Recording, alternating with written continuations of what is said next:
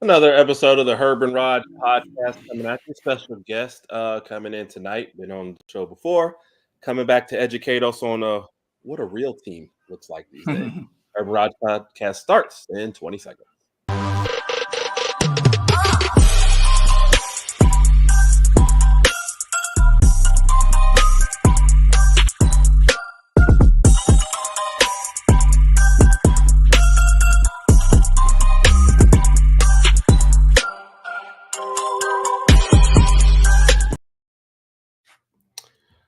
So, Raj, how are you doing tonight, sir? I'm doing fantastically splendid on this beautiful Tuesday evening. Always good to be with you and doing another show. How's everything on your end? Because I'm on location with you, I'm getting a taste of the twin family life. Oh yeah, busy. I see it's a little hectic. Definitely keeps us on our toes. And Sid and I laugh about it all the time because it's like before you had kids, we just like kind of do what you want to do. We had our routines, but we kind of come and go as you please. But once the kids get here, hey, you got to try to squeeze in those times when you can. But it's all good. We're glad to have you and Britt here. So it's awesome. Thank you, sir. So I'm letting one of our people know. We're waiting on our guest, Randy of Damn Beast Media. So he'll be here in a second. I think he was having a little technical issues before he got on too as well. Shout out to Mr. U. Shout out to Mr. U. I got the shirt on too. Sent us the shirts. His show is every Monday morning, 8 p.m. Central, 9 p.m. Eastern. Always a great show. He's been on our show. His started off a guest, and I think now it's a show together. Football Talk with Bo. Yeah, you can find both of those guys on the Twitter X, whatever you want to call it. Great show though.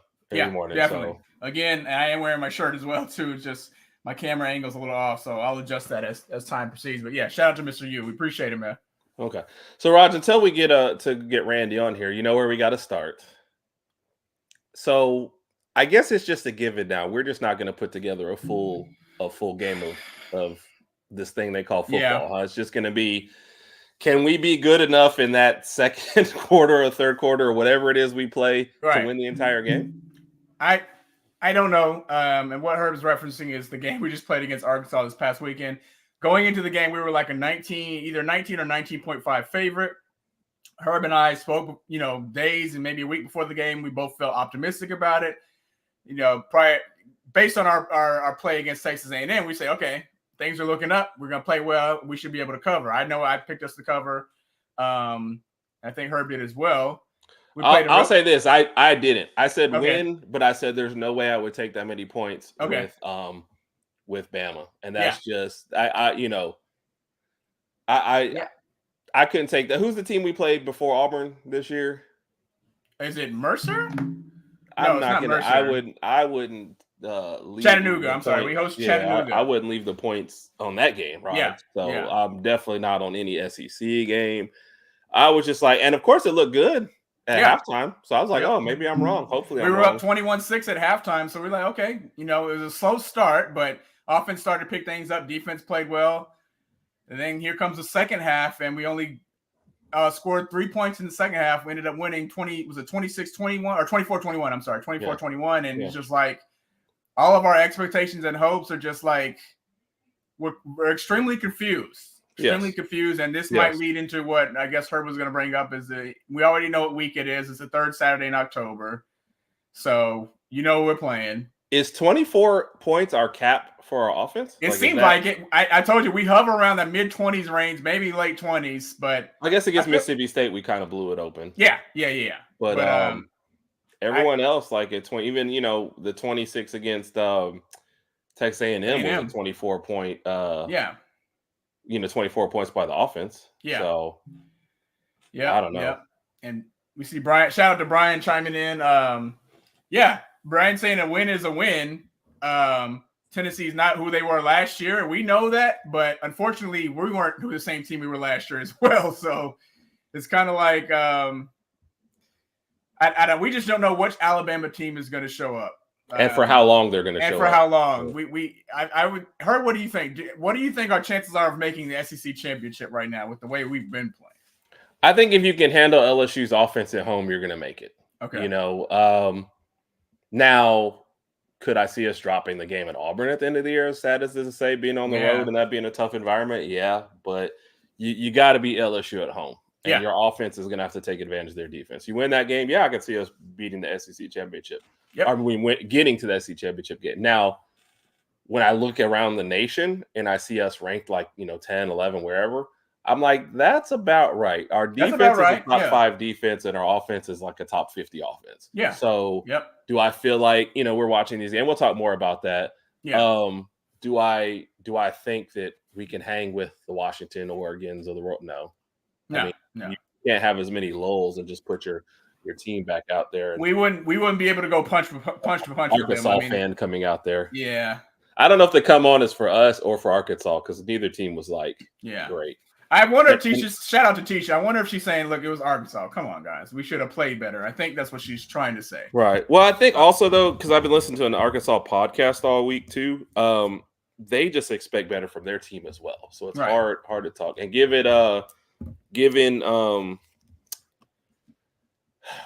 Ricky, I guess if he's out there, he's saying Arkansas always plays us tough. Right. And we had that game, well in hand, and that's They didn't play us that well. We just played horribly. Yeah.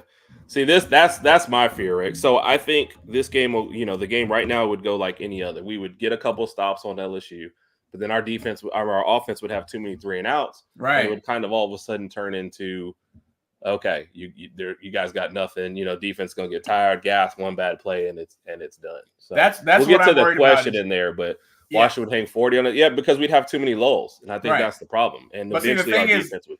Last year, even if Washington hung 40, so we could still get 45 to 50 points. We could do that with our offense. This year, it's like we can't let anybody score 40 or it's over. We can't let anybody score 30, really, or we're going to lose. So the defense has definitely been carrying the load this year, and it looks like they're going to have to continue to do so.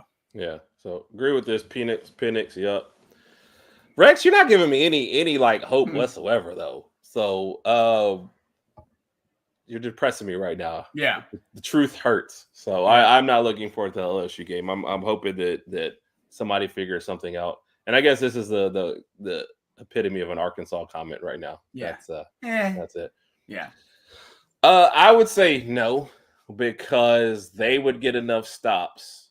And our defense is championship caliber. It would start off with stops both ways.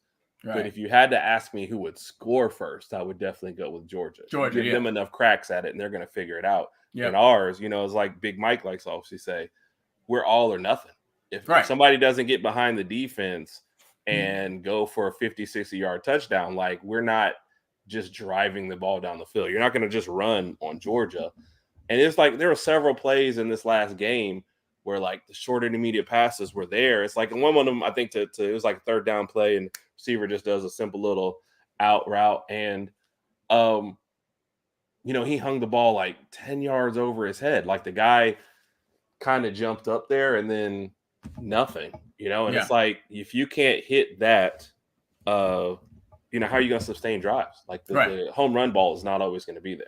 Yeah, that's the thing about Monroe. He's good at that deep home run ball, but so are a lot of other quarterbacks in college. And I even mentioned this during the game. I was like, I need to see the 10 to 15-yard short passes. The passes that are going to help drive us up the field if there's a little over a minute left in the game and we just need to drive. We can't sit there and just wait for the 45, 50-yard pass and pray and hope that helps us win the game. We need to see you move the offense. So, and that's to go back to Rex's point, LSU's going to score points, man. You're going to have to match them. You have to take advantage of that defense. If you're not going to do that, the game is lost. Daniels is going to have a field day, but you either have to keep him off the field with some sustained drives or, this is the problem. The short stuff is just now he's got an arm and he wants you to be where he field. He's got that would have helped the game against Arkansas is being able to complete some of those. So Brian's got some. I think Georgia looked eerily similar. How far? I think Georgia is still Bet can actually they can put drives together better than Bama can. Right. I think that's the thing. They're playing down to their competition a lot. Don't get me wrong on that. But I feel like if I had to have one guy for a drive, I'm taking their guy over our guy right now. We don't do drives very well. I agree. And the it Brock seems like, Bowers thing is something we're going to discuss. When Randy gets on, probably. Yep. So Yeah. And he thinks they would have lost to Texas as well. I don't know, man. I feel like Texas gets up a little bit more for Bama, and Sark really wanted that one more than he wanted the other game. So that would have been interesting. I think Kirby has that defense always playing well, keeping them in games. So that would definitely be an interesting one. But where he comes up short, he's committed for offense coordinator was well, that's a whole nother story. I really like the hiring at first just because I thought it was a young guy and he'll get in there and kind of work with Milroe more. But now it just seems more of I really have started to feel like he was hired and his whole to bring Buckner here. Yep. And I fought that thought at first, but I really think that was his whole thing. You know what? I'm going to see what they got. And Buckner, and that didn't work out. And now he's like scrambling. But it's almost like he hasn't worked with Milroe before any of the games. Right. And I think what he did was the first few games he worked with Milroe as best as he could. He tried to pass a few times. It didn't work out. So he kind of shied away from passing and run unless it was a deep pass. And then the second half of the A&M game, he's like, okay, if we're going to get out of here, we have to throw the ball. And if you remember when we came out after halftime that third quarter, the first 7 or 8 offensive plays were all pass plays. Right. All we were doing was throwing the ball. So that kind of opened up the run a little bit. But I think that Reese is doing an all right job. I would like to see some of the shorter passes, but again, I don't know what the plays are being called. It seems like the pass plays are all like, let's go deep. Let's go deep. To that point, though, we're not like Milroe's not completing any of the short ones. So it's not, is that the play calls or is that the only passes he's really looking for? Yeah. So that's the thing. So I would definitely take your Sooners against anyone too. Like these are, I don't know. It's like he's not doing a good job.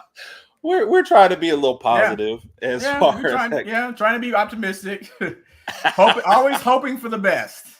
Yes, and fearing the worst on here for sure. My question to you is now that, like, I wonder what our depth chart looks like now. Now, is Buckner, did he just really slide to the bottom? And if that's the case, Buckner should be carrying the water for everybody and carrying a clipboard. Yes. So if something happened with Milroe, Simpson has to come in. And then I would go Dillon. And then I go Holstein, and then I would just go wait till next year, like run the Wildcat or something. And then, of course, come next year, people will transfer anyway. That's going to happen like every year if they don't get the playing time too early. So yeah. I wonder if this is true. But there's like no touch on them. And some of these guys are so wide open on the short passes. I'm like, you don't even really have to try to get it to where they are. Sometimes just get it in that area, And also like throwing those short passes and just moving the ball up the field helps your defense because it gives them some rest. Yes. But I think that's what happened in the second half there.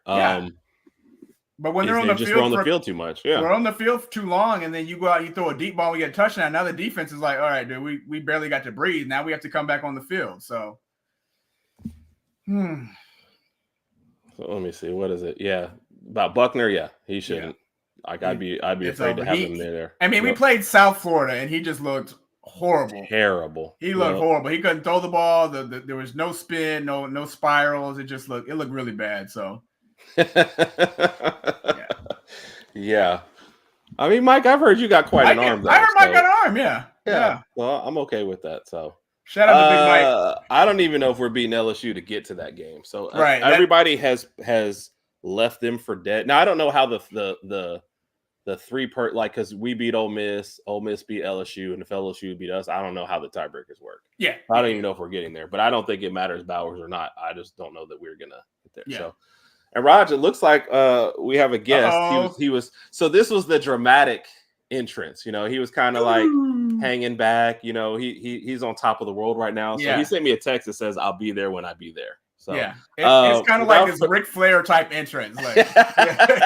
He was getting this.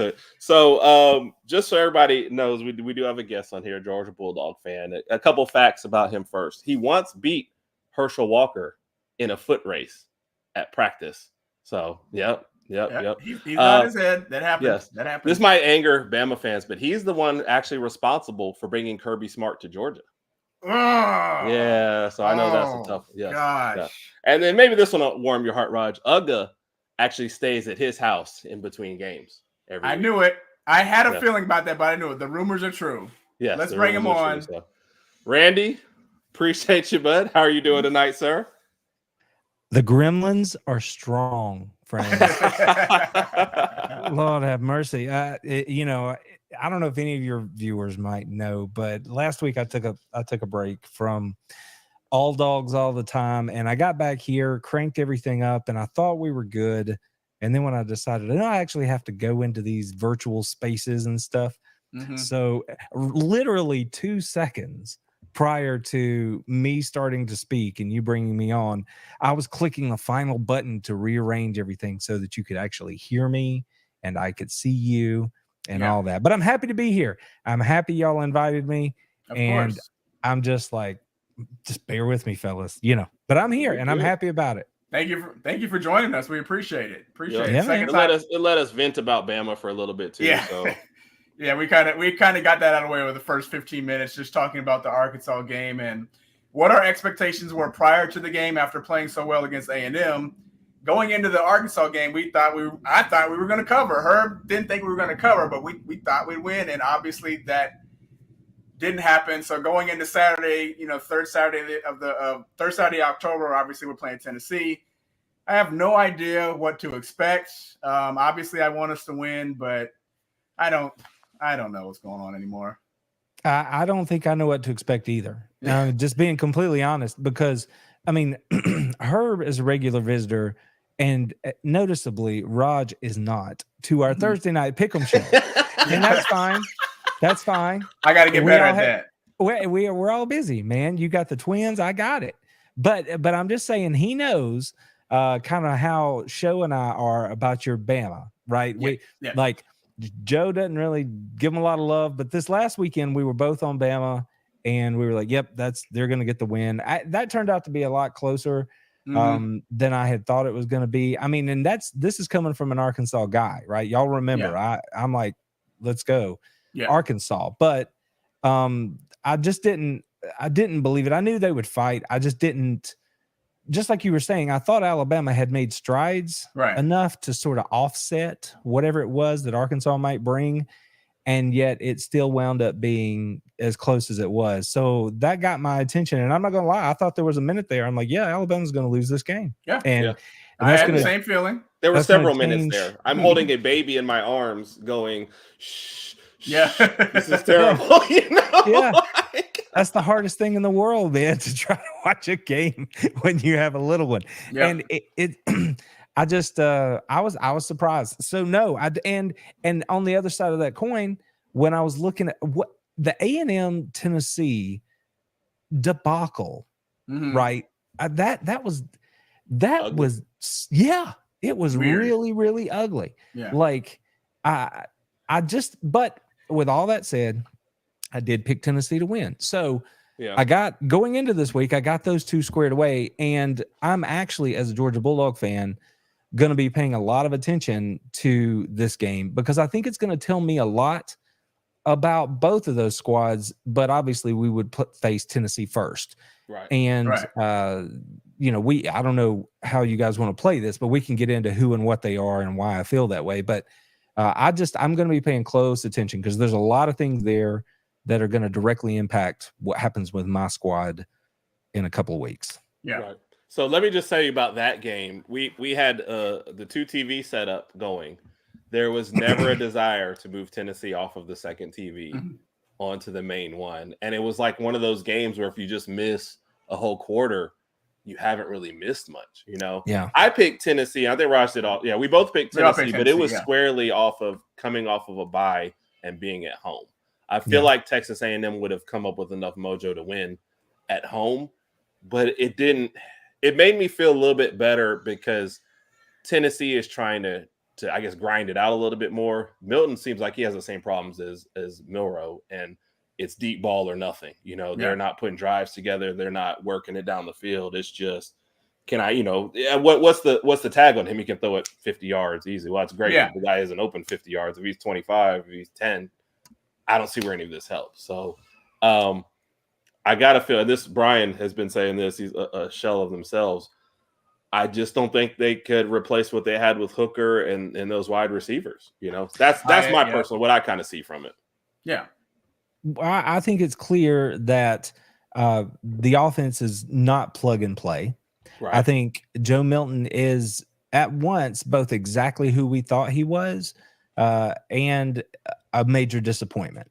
So because I had never seen anything from him to let me believe that he was going to somehow transform his game, and everything that has plagued him for his first 5 years in college was going to be fixed heading into this year. He had the one good game, again, in the Orange Bowl. Yeah.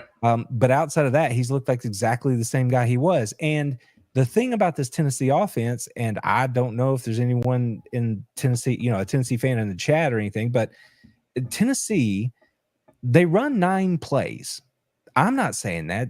That's what Jalen or whatever's Hyatt last year, that's what he said. We have 9 plays. And of those 9 plays, the majority of them are half field reads or, option reads on the route. So obviously that makes it, variations on 9 plays, but it's still just 9 plays. And to think that a 6th year or 7th year, whatever he is now, quarterback in Joe Milton can't read the defense on a half field read when you only have 9 plays to work from. I just think all you need to know about that. Yeah, and so if Tennessee's going to be anything that they think they're going to be, and prior to the season, I had them pegged at 9-3, possibly 8-4. And if they're going to be anything close to what they thought they were going to be, it's clearly getting done on the ground, and that defense is improved. So this game, I would expect this game with Alabama to be a low scoring affair. Agreed. And it's going to be how do Tennessee's linebackers play against Alabama's run game, including the quarterback run. Mm-hmm. And then the other thing I'm going to be looking at is the interior of Tennessee's offensive line has really been penalty prone, and how are they going to handle the big guys that Alabama has on that interior defensive line, not the edge guys, but right there in the middle. So I mean, that's what I'm going to be looking at. And again, I'm sort of dropping hints about what I'm paying attention to as it relates to my squad. So, but that whole thing, I really don't know what to make of them, honestly. And notice, I'm not even talking about Alabama, because to me, they seem as schizophrenic. I don't know if the offensive line's problem.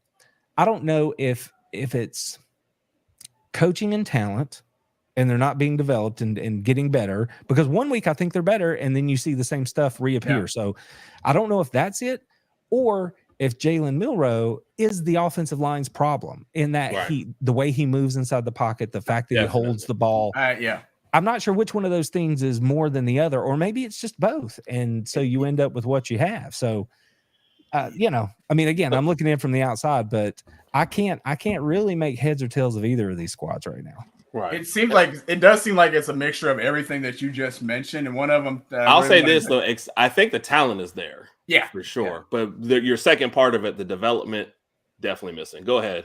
No, Raj, I think Rex is with you. He said the combo of everything. It's a combo of everything you said. And one of the things that Herb has mentioned this several times is that Milroe has a bad habit of holding the ball in the pocket for too long and not making a quick decision. He'll hold the ball in the pocket.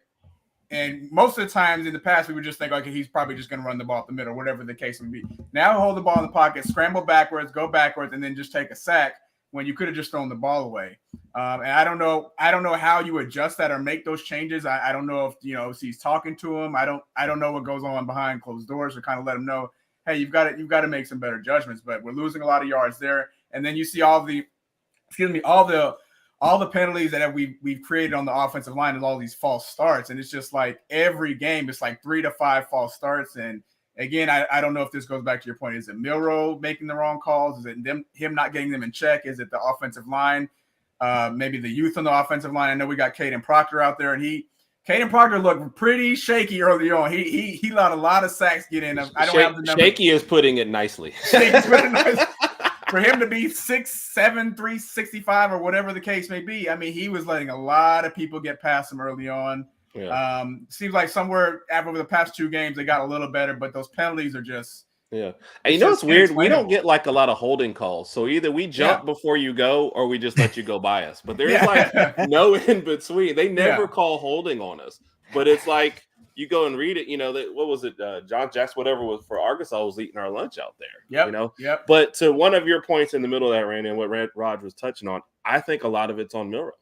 I think last year, I think Bryce was making a lot of checks at the line. His blitz recognition was much better. But if you looked at our latest games, Milroe is going to start the first series against Tennessee by holding the ball and taking a sack. Yep. And we can say, oh, well, the offensive line gave him their sack. No, after 5 seconds, it's not an offensive line problem. Right. It's a quarterback problem. I would say You not even can't- 5 seconds. Don't even wait that long. Once you get to around 4, you got to say, listen, if nobody's open, I'm going to run the ball. And you don't have to run 50 yards down the field. Just run and get enough and get out of bounds. Yeah. Right. You're never going to go broke taking a profit. And I haven't watched every down of what Alabama's doing this year, but is that something he's doing? Is he taking his check? Is he tucking the ball and running? Is he trying to keep you out of 3rd and long? Because the other side of that coin that you were just talking about is that if he's having to hold the ball for 4 or 5 seconds, that means that your receivers aren't winning. Yeah. Right. So that's either scheme or they're just not winning their one-on-ones. Right. So, it all fits together. Right. It's never just one thing. It's always a bunch of stuff. But when we spoke earlier this year, the thing I pointed to was the discipline factor that I saw in Alabama last year was wanting.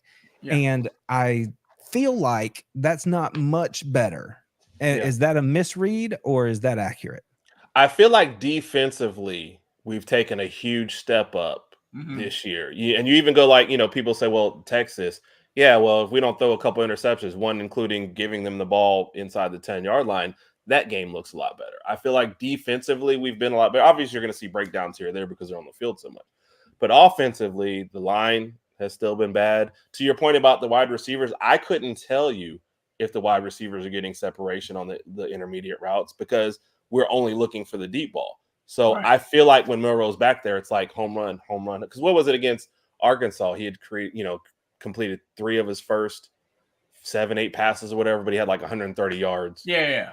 That just tells me, are the receivers winning where you want them to win, or are you looking for something else? So somebody who breaks down film would be better at that. But I feel like we have no idea because in the first couple of games, I think Raj and I would agree the receiver play was much improved from last year. There was a lot less drops. They were making a lot of tough catches, but we don't even go for.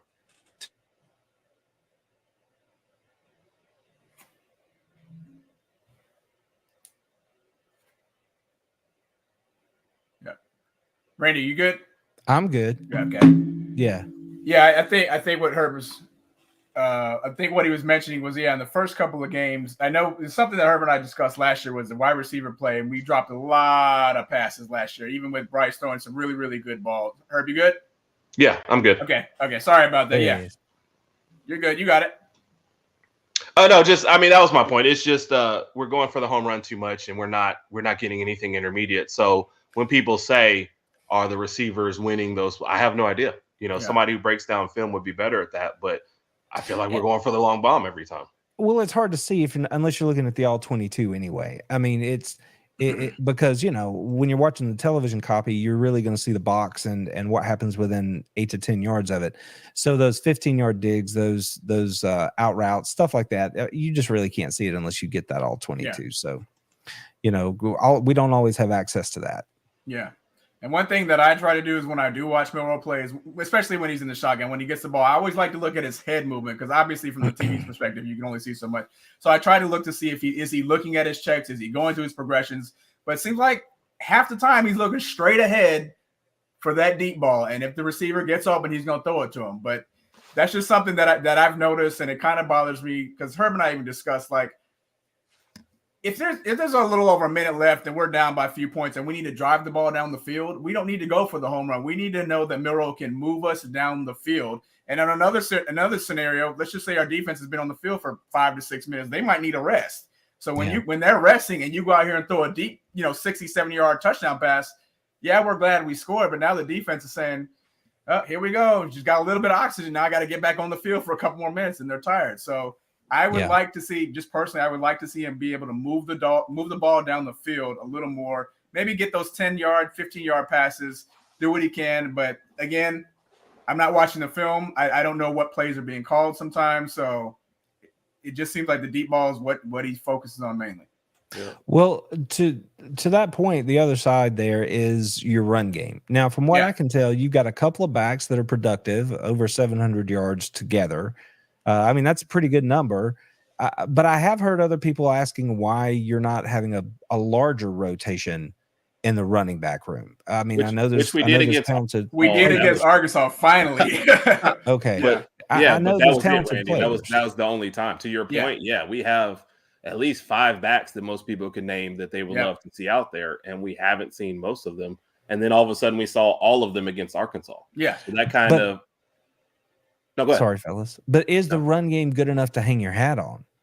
Are you a run pass or first pass first team? We're supposed to be a run first team. We started off. I think we started off run back first. And that's.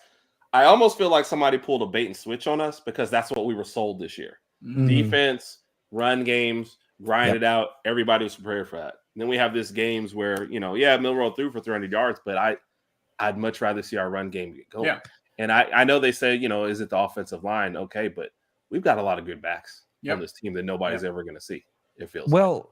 I mean, you're absolutely right. When I was at media days, those guys talked all the talk, right? Yep.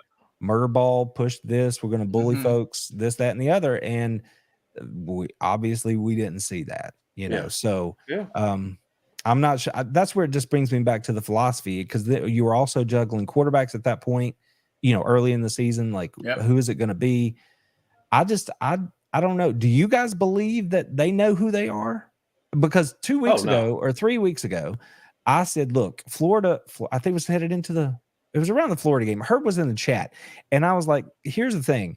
I think Alabama has to get used to playing great defense and winning games 20-13. And you need to run your quarterback 10 to 15 times, get that extra hat in the run game and take advantage of it. Control the ball, help your defense, play complementary ball. And the special teams units for Alabama are pretty doggone good. Mm-hmm. So to me, that seems like a way to win. And then I look up and I'm like, okay, that's what they did. They got the W. That's great. And then the next week, was it A&M or Mississippi State, and they threw the ball all over the yard and had a bunch of big numbers. And I'm like, so now we're a passing team. And I don't know. I mean, you need to be able to win based on what's happening in the game, right? You need to be multiple. Obviously, everyone wants to be multiple, but at the same time, you still have to know who you are, where your bread's buttered, right? So if it's crunch time, what are you doing? And I'm just, again, I'm having a hard time figuring it out. But Alabama and LSU and Ole Miss, they're all, to me, just microcosms of what the SEC West is this year. I have no idea what's going to happen in the SEC West. I picked Alabama to win, but I'm sitting here right now thinking, is there any way that they can score with what LSU is doing right now? And that was one of the things we talked about. Slow them down right before you got on there. If we don't get enough stops, and there's going to be a spot where we can't get a couple stops, if LSU goes up by 14, like, it feels like the game's going to be over.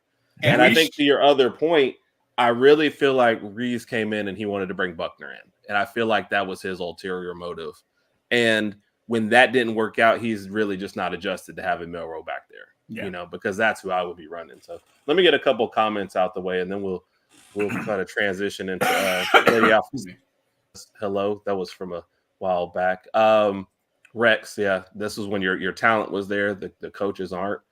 Like I said, defensively, I feel like they're coming along. Offensively, I just feel like they're on different pages. It feels like Milroe and Reeves are meeting each other before every game, and they're trying to figure out what they want to do. So, Brian, I feel so bad for Brian. They'll call and say the Bama covers first time. I just don't see it. So it's like I would never pick that. So I feel like, I appreciate you, Brian, but man, I got no faith in that. The thing about that comment is if things go how they're supposed to go, we could easily cover in this game. But based on what we've seen the past 5 or 6 games, we have absolutely no idea what we're going to get. And I hate having that feeling, because previous years, I could pretty much tell you, hey, we're going to win this game by this many points. And for the most part, that would happen. On a few occasions, it didn't happen. This year, who knows? We're just trying to get out of each week with a W and move on to the next week. That's honestly it. Mike talked about Proctor will be. I hope so. And I think you'll like this one, Randy. This one made me laugh when it first came up. So he's going to steal that one from you, Randy. Take it, man. I mean, because, and that's the thing. All right. So I'm going to talk about my dogs for just a second. Well, that's why we brought you on here. Yeah, so go ahead. Definitely going to transition over there. We know you got something to talk about, so go ahead. Yeah. Well, I just want to use them as an example, right? Because if you look over 21 and 22, in 21, there's no doubt about it, that was a defensive-led team, and the offense was efficient, and they were not super explosive.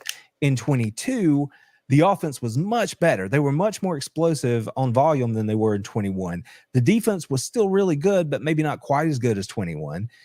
And they just increased their efficiency. So the bottom line is, if you're going to play great defense, that's fine. You can control the ball as long as you are efficient and punch it in the end zone when you get the opportunity. You can win. You can win national championships that way. Now, in 22, clearly they had to be able to score, against an Ohio State or whoever to put points on the board. But by that point, they were 3 years into that system and everything had settled in. And one of the basic tenets of that offense is exactly what I said. You will not go broke taking a profit. Right. So when you see the Georgia quarterback, so now we're talking about Bennett or Beck, if you see that player just pick up the first down with a 6-yard run, right? That's it. They turn their backs, he gets the first down, move the chains. Then you're on to the next set of downs, right? Yeah. And the same thing with dumping it off to a running back, or the same thing on a hitch, or maybe a quick slant, whatever it is. Just take what they give you, but do it aggressively. And that's the key, right? Is you have to be willing to take it. And then when they respond, you hurt them, right? You take that other shot, that bigger shot or whatever. So there's no reason to poo-poo, taking a profit. You can give it away if you want to, but then you're going to end up in 3rd and long. And that's just going to kill you over the course of a game inside this conference when you face good defenses. That's true. I agree.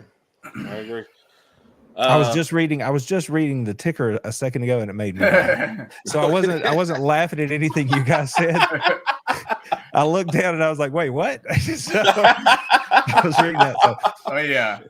So again, I'm the one who's lucky to be here, though. Let's get that straight. No, definitely, man. We appreciate you. We're going to transition to ours. You missed this on our last show. The perfect time they went in on Daniel Jones on the last show for whatever reason. So that's a whole entirely different situation there. The backfield being mid. I don't know. I like our back. I just don't feel like they've had a chance to shine. I don't think you have like an alpha dog, maybe like we had. I think people think Justice Haynes might be that one day. He looks good when he's in, but he's only getting a handful of carries, if that. So that's the thing.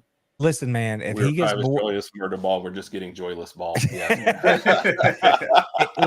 Listen. If Justice gets bored, doesn't like his carries or any of that, you send him on back home. No, we're Justice. Because you guys need more help. I'm calling Justice right now. Hey, Randy was joking. Okay. All right, buddy. Bye. Yeah. We're gonna keep him.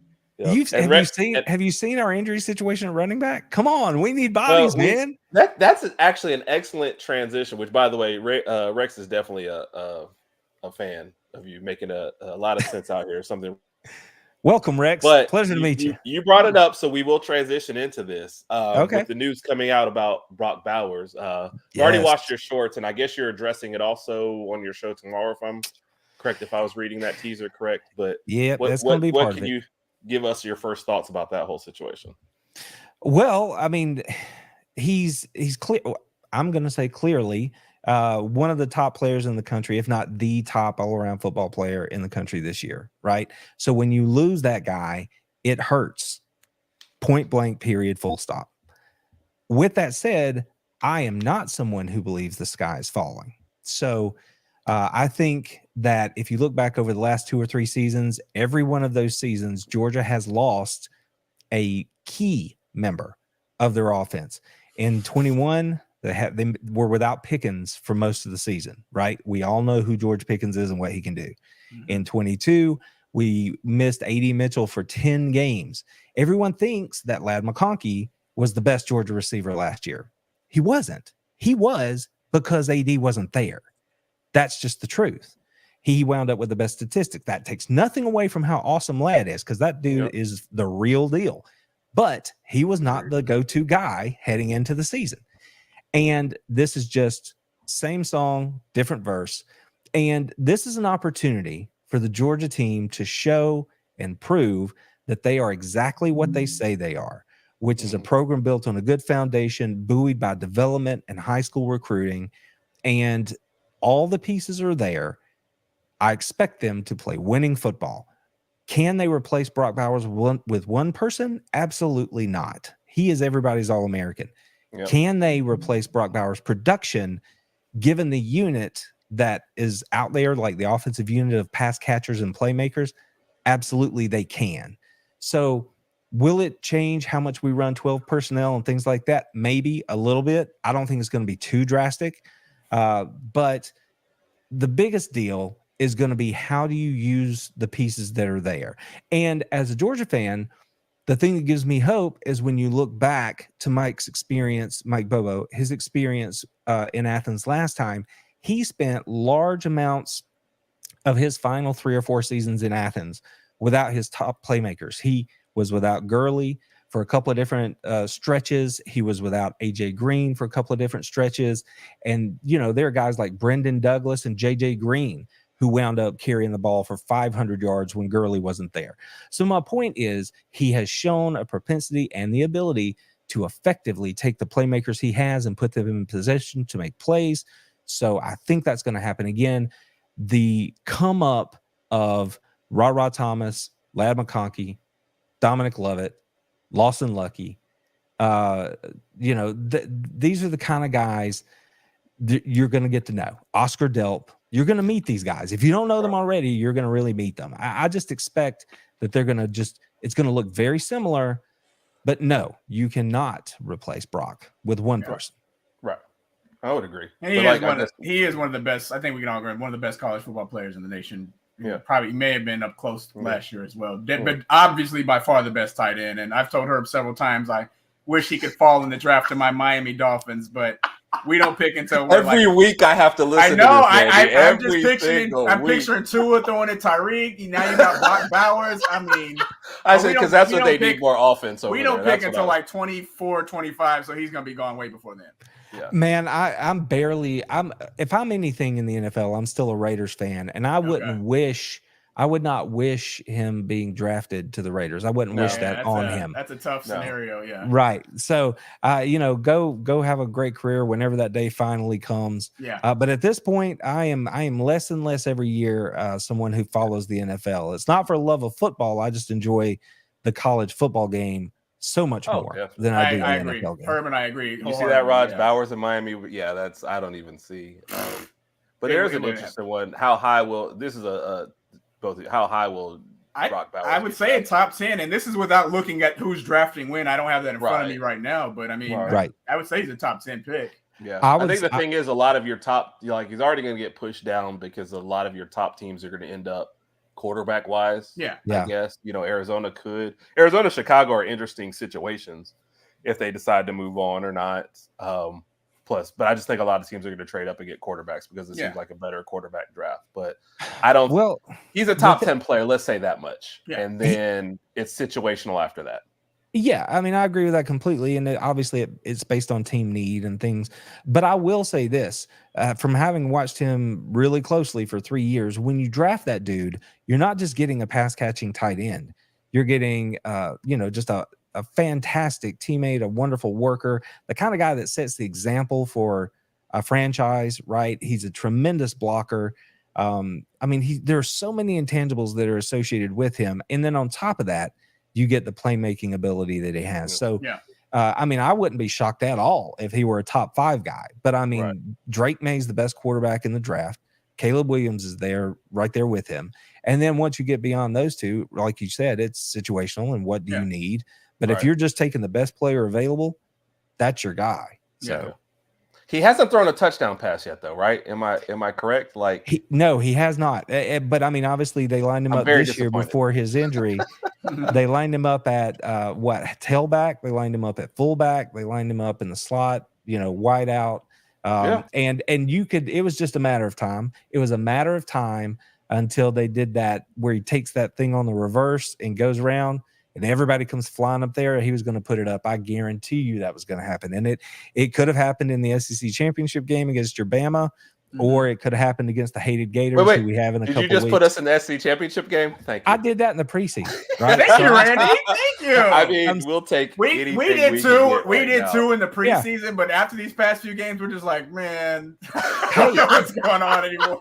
I fully get it, but if we're just throwing things on the table, I mean, LSU still has to come to Tuscaloosa, right? Yeah. I mean, I know Texas came in and won. I get that, but they still have to come and do it. So with the way, and I understand they might be getting better on defense, but you can have at LSU a little bit on the offensive side. So it's wide open over there, man. There's no reason that they can't still get to Atlanta. Yeah. There are some rivalries NFL wise. I just don't feel like they go with college at all. I feel like college has way more passion. And it's different because each week in college football, each game is much more impactful. I mean, you lose one game, especially when you're in the SEC. You're already looking at the schedule thinking, all right, we've got to win out. Hopefully we can do this just to make it to the SEC championship because the standards are different. In the NFL, you can lose 7-8 games, still make it be a wild card. And to the first part of hers, that there's just not the same heart in those guys.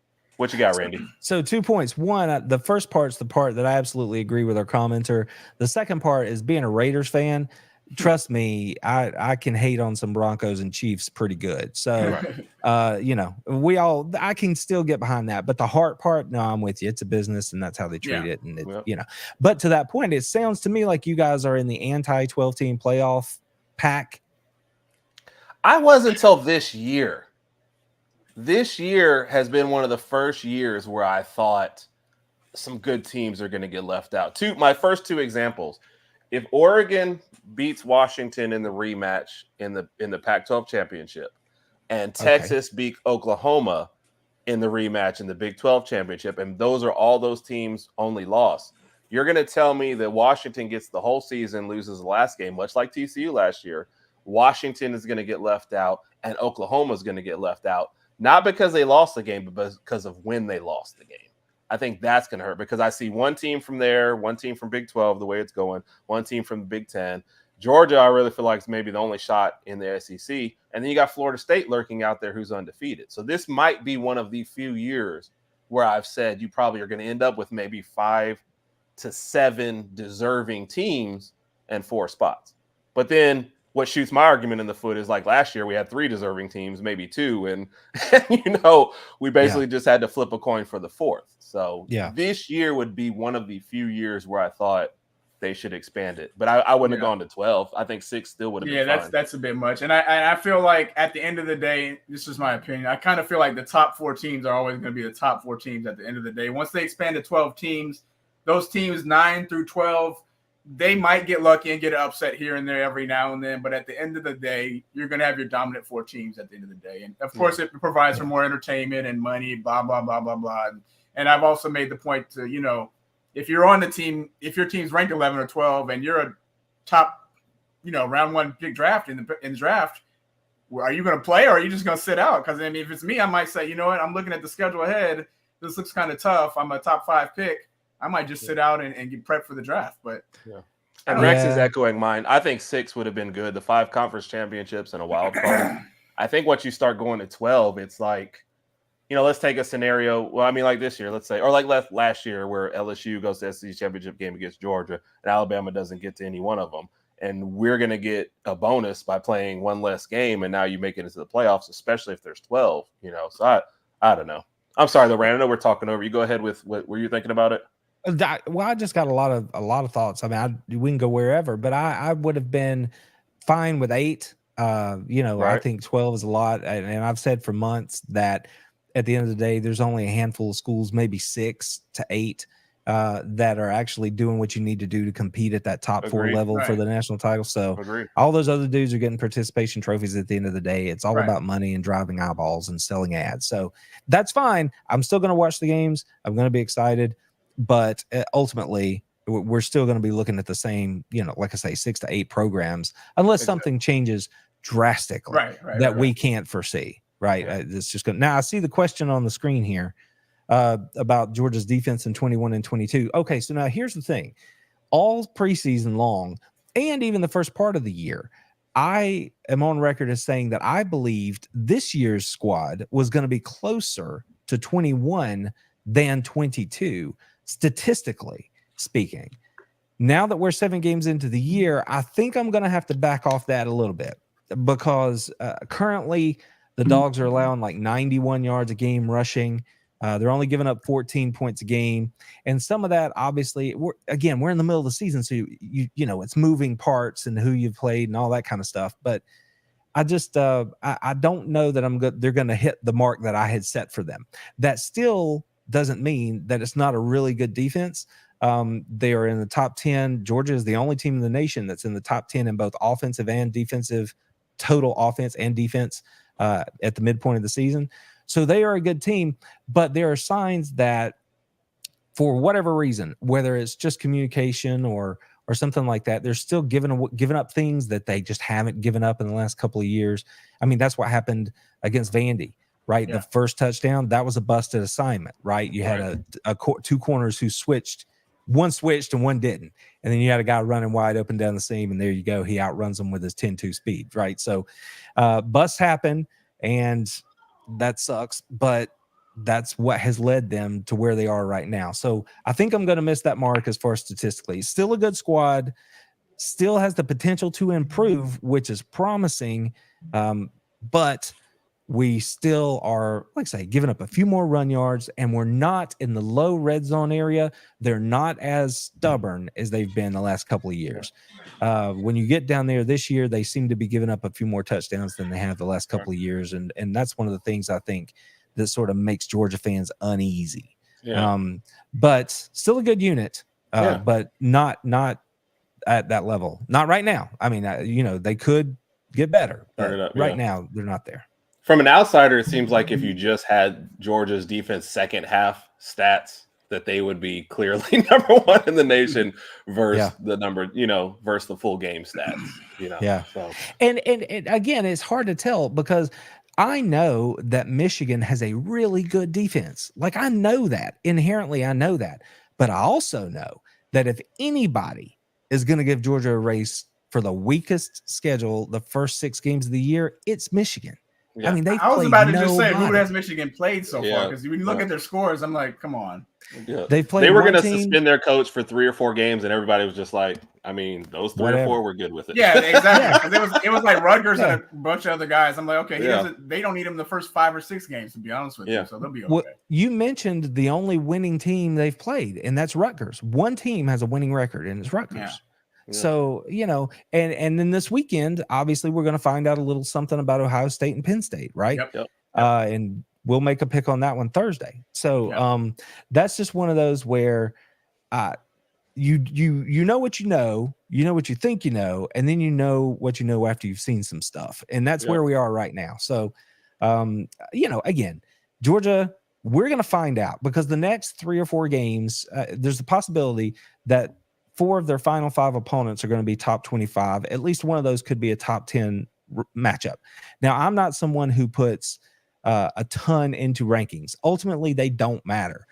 But that's what fans like to talk about. So if that's your measuring stick, then Georgia's schedule is about to get a lot more difficult over the next month. And we're going to find out, right? We're going to find out. So I'm not concerned about it. That's why I never worry about strength of schedule anyway. At the end of the day, you're going to have to play them all. And the team that shows up in September, if it's a decent team, is not going to be the same team that steps on the field in November. So that's a completely overrated talking point, in my opinion. And I'm just like, let's roll the ball out there and find out who's going to win this thing. As Alabama fans, that's a shot that we have to take every year. And then so I did that. One of our first shows, I went and looked. Our strength of schedule was like top 5 every year. I said, nobody looks at the end of the year and all the games we play. They look at that one game, before rivalry week, and they call that out. But they don't look at it. And somehow they held the Florida State game against us. I'm like, are we going by their record at the time when we played them? When we played them, it was like 1 versus 3. So I totally get the Georgia argument. And I'm like, they're going to play the schedule in front of them. They lost Oklahoma off the schedule through no fault of their own. Right. And you can't look at them and just tell me that they're not one of the best teams in the nation. So, and you got to That's the take into thing. consideration, like, I'm sorry to interrupt you, Randy. Games like, let's just say the Georgia Auburn game this year. Some people will look at it who's not familiar with the SEC will look and say, well, Georgia's ranked number 1, Auburn's not ranked. You have to take into consideration you're playing in a on the road tough environment in the SEC. That's not a game where Georgia's going to win 50-0. It's not going to be like that. If you watch that game, both teams played well. But Georgia did what a little more at the end, and you know they played a little harder at the end and did what it takes. And it was a good solid win from Georgia. The same with us playing at A&M this year. A good solid win. We were picked by a certain amount of points. We won by 6. I'll take it. It was a good solid SEC road win. Yeah. Just had People to are put it out discounting the defenses in these teams that you're also talking about. Right. They're looking at the overall ranking, saying maybe their offense is not there. It's fine, but you know, Auburn, just like many years, has still like a top 10 D. Maybe not statistically. But from what I can see and what I see in these games, like they're the ones keeping them in games. Their offense is just putrid. Oh, yeah. To use one of my words. Yeah, that defense is salty. And the same thing with A&M, right? You look at their front seven, that's a front seven that's dotted with NFL dudes. I mean, so which brings us back to what happened at Tennessee this last weekend. The fact that Tennessee still ran the ball the way they did makes you think, okay, Tennessee can then run the football, you know.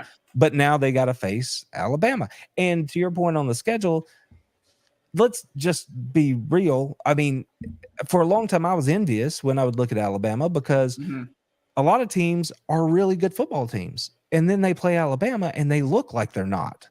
And that has happened with Georgia over the last couple of years. Really good football teams. And then Georgia just handles them. And then all of a sudden, maybe they weren't as good. No, they're that good. Right. It's just that the team that won is that good also. Exactly. You know, so I can feel you there. We can commiserate on that one a little bit now. Yeah. Real quick, Randy, I guess we're coming up to the top of the hour and we still have to put you through a whole nother questions of death.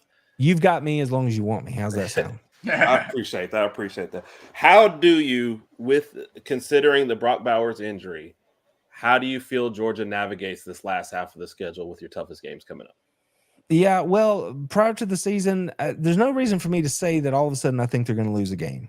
Right. I just don't. And again, I'll get into more of that this week about why. But I still think, though, and I said this, I'm on record as saying this, I looked at Auburn as a warning game for Georgia.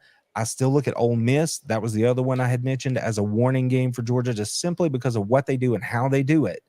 They are dangerous. And you put that against the matchup of what Georgia is and what we do well. The Mississippi game is one that's going to be, I'm going to have the pucker factor for that one for most of the game, unless it just breaks our way early and, you know, turnovers or whatever. And then everybody's going to point to Knoxville, right? But that's where I come back to you guys playing Tennessee this weekend, because I feel like I understand pretty good about what Alabama is in the front seven. Until Tennessee can run the football against Georgia and improve on defense, they're not going to beat Georgia. Right. So I see that they ran the ball against A&M. I want to see whether they run the ball against Alabama. Yeah. And then I'm just going to have to make an assessment. I mean, can they beat Georgia? Absolutely they can. Then I think about the fact that Joe Milton is still their quarterback. Right. And I know what we are going to do defensively. Right. So that makes me feel better. So at this point, I'm still not calling for a loss. Is the potential there for a loss? Absolutely. Ole Miss absolutely could get them. Tennessee absolutely could get them. Especially our injury situation is long documented, but I am not someone who points to injuries and says that's an excuse for why we lost. Right. You know, we have quality players. We have just as many scholarships as everybody else. I expect them to be coached up and ready to go. That's exactly how my coaching staff feels. And if they go out there and anybody uses that as an excuse, then you're going to get major pushback from me. So I expect Georgia to get through the regular season undefeated. I make no claims about the SEC championship game because at that point you're in the postseason. And if they were to make it to the playoff, then absolutely all bets are off. You just never know what's going to happen. And I'm just happy to be there. Let's take our shot. I still think that Georgia can get it done. Now, if they lose one, will I be shocked? Absolutely not. Right. I just won't be. But if they lost more than one, I would be. Yeah. So I was on a show earlier this year where some crazy guy picked Tennessee to beat Georgia. That was me. If we can and that find was- that guy, that I was- wonder what he would say. No, and I'm now. glad you brought that up. That was prior to the season because I was still banking on how Tennessee played offense last year, and I did not know Milton was going to play like this year. I did not see this coming, and that was a statement I made. I can't take it back, obviously, but if you ask me now, I'm going to say, yeah, Tennessee's not going to win that game. And it's not just Milton. I know I've taken a couple of shots at him, but it's not just him. Like his wide receivers are not winning. And if they do get open, scheme, bust, whatever, they are dropping the football. They are not reliable the way those dudes were last year. So it's not just him. I mean, they threw for 100 yards last week, y'all. 100 yards. Yeah. That's horrible. But regular with you on that. He said Tennessee is. I think so. I mean, too. just look at their scoring from last year to this year. It's just completely different. It's ugly. Yeah. Mike had an idea. 32 playoff team. Yeah. No. So no. And Brian jumped in with his Oklahoma stats, which will lead probably into my first. One of my first, and I didn't realize the 23rd toughest schedule because I didn't think a lot of the Big 12 was doing well this year. And by the way, I have picked Oklahoma to win. Like I picked Oklahoma over Texas, right? I mean, I'm a believer in OU. So I'm not. I don't know why. I just don't spend a lot of time looking that far down the road. Like I haven't even thought again about who my 4 playoff teams could be or any of that. I'm just taking it week by week at this point and see who shows up. Okay. Well, we're hearing some crying babies in the background, so we're going to jump into the questions of death and get out there so we don't get divorced over this show. All right, first question, because that kind of led into it. If there was no SEC teams in this year's playoffs, what Final Four would you like to see, and who would you like to see in the championship game?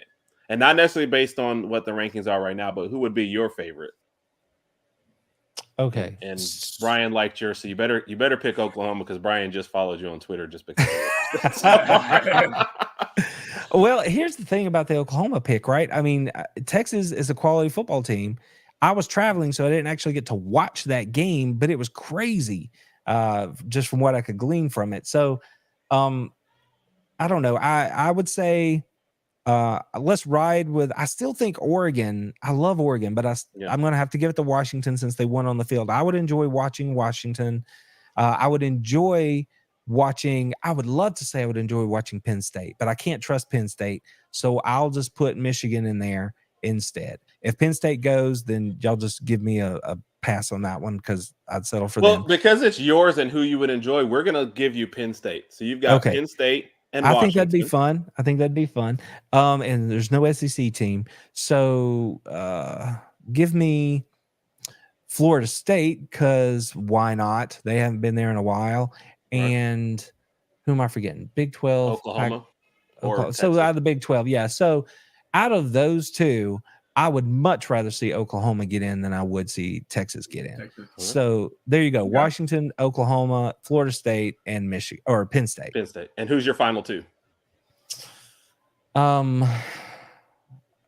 would probably have Washington as my 1 seed, and I would probably have Penn State as they'd be in the Big 10. So I'd probably have Oklahoma as the 4 seed at that point.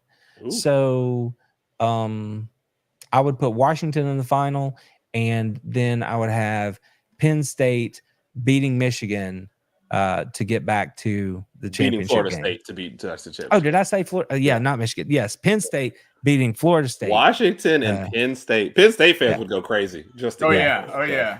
Okay. Rod, you had one? Yeah. All right, we're gonna do another episode of Work, Play, Live. I'll give you 3 names. You tell me who you would rather work with, who you'd rather hang out with, and who you would want as your neighbor. Okay. So we're gonna do Georgia running back edition. Okay. Nick Chubb, Todd Gurley, and Herschel Walker. Okay. So I want to live next door to Nick Chubb for sure. That's my kind of wholesome dude. He seems like a good guy. Yeah.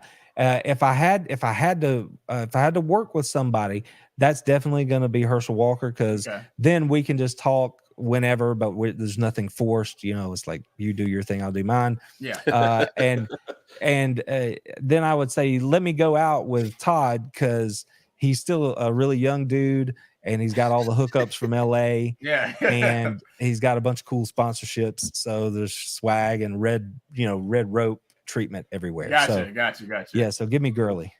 Gotcha. Sounds good. All right, we'll get to the quick question for the last one. With all the changes and everything going on with the conferences, if you had to go ahead and move Georgia Tech out of that last spot for the last game of the year, who are you moving in? Who is now your permanent rival at the end of the year? Okay. And am I thinking about conference realignment? Is that what I'm considering? You can consider anything. You can grab Wyoming if you really like them and you want to put them at the end of every year. Okay. It is a blank slate. We're just saying no more Georgia Tech. Okay. Then I would say let's put Clemson there. I like that. Oh, okay. Wow. Okay. I didn't see that one coming. Okay. Yeah. I mean, because that's a nice traditional rivalry, regionally, and there's some good history there. And at the end of the season, even though I don't know if it'd be in conference or not, and it might be in conference, but I think that'd be a fun way to finish. If it can't be Auburn, then let's make it Clemson. Yeah. Personally, I would have picked Vanderbilt, but that's fine. All right. Randy, last question. I know we got to jump off there. Roger's giving me the signal. You're going to the SC championship game. Georgia versus Bama. Okay. You got 2 tickets, and our family members are excluded. You have to bring one other person. It has to be either Herb or Raj. Okay. Who are you taking? Look at the screen, Randy. Look at the screen. That's hard, but here's what I'm going to do, and you're going to hate me for it. I am going to take Raj because I respect Herb's Twitter game better. We could chat during the game on Twitter. Raj doesn't hit me up on Twitter. I don't know what's up about Herb that. is much more versed on Twitter than I am, and I've even admitted that I've got to get back on the Twitter, so I will start doing that. But after today, because I won today, so now I can get back on Twitter. See, Herb, this is where your proficiency at the social media is hurting you. Herb, it's okay to lose. Randy just said he likes me better than you. That's all. He would rather hang out with me more than you. We appreciate your honesty. He basically told me, Herb, I want to keep you at a distance. Yes. But you know what I just realized? What I just realized, this was absolutely unintentional, is last time I picked Raj because of his hat. And now Herb is over 2, and that is not Herb's my guy, man. That is not cool. We will ask you a similar question in the near future, so you have time to prep for it. When you're back on here again, we'll try again, and maybe maybe he will just cop out and take Big Mike instead to make them easy. But Randy, we appreciate you coming on. Tell everybody where to find you real quick. Yeah, it's very simple. You see it in my handle right there. At a damn beast, and we do all kinds of fun stuff over there. Everything seems to start on the YouTubes, and then it filters out from there to TikTok, Instagram, Twitter, all those places. And we do fun things, and we have fun goodies too that you can find in our stuff. Okay. So come check us out, look around, see what you like, stay for a while. All right, awesome. We appreciate you, Randy. You guys. Mr. U, thank you again for the shirts, thank man. You Randy, Mr. U. Yes. I don't know that we'll ever wear a Georgia Bulldog shirt, man, but you're definitely our favorite Georgia Bulldog fan. Yeah. So we appreciate you. Appreciate you, man. I thank you for that very much. And check out, I do have some merch out there. I've got 2 new designs that I'm going to get up this week, and they're pretty sweet. So maybe you want to check those out. We would definitely check it out. Check them out. We appreciate you always. Hopefully to get to check back with you. Most likely SEC championship game if you're not too busy. But no, hit me up anytime, fellas. Seriously. Yep, and I'll listen to you guys pick Tennessee over us this Thursday. I'll be at least I know Joe's gonna pick against us. So. Rod, he picked Ole Miss against us. He picked Mississippi State. Hey, with the way we were playing, I'm not surprised. Now Mississippi State, I am surprised at Mississippi State. I didn't see that one. But, yeah, that was the one that hurt me, Raj. I said next he's gonna pick Mississippi Delta Community College again. Oh my God. That's what that hurt. All right, for the Herb and Raj podcast, we appreciate all the comments, all the love. If I missed you guys, we apologize. We will catch up with you. Next week is a change. We're going on at 8 family stuff happening, so we're gonna have to push it back an hour. Yeah. That's basically what it is. Appreciate y'all tuning in. Hope to see y'all next week. Randy, once again, man, have a great night. Raj, Have a good night, Randy. I guess let's go handle some business, man. Roll Tide, All right, everybody. roll Tide.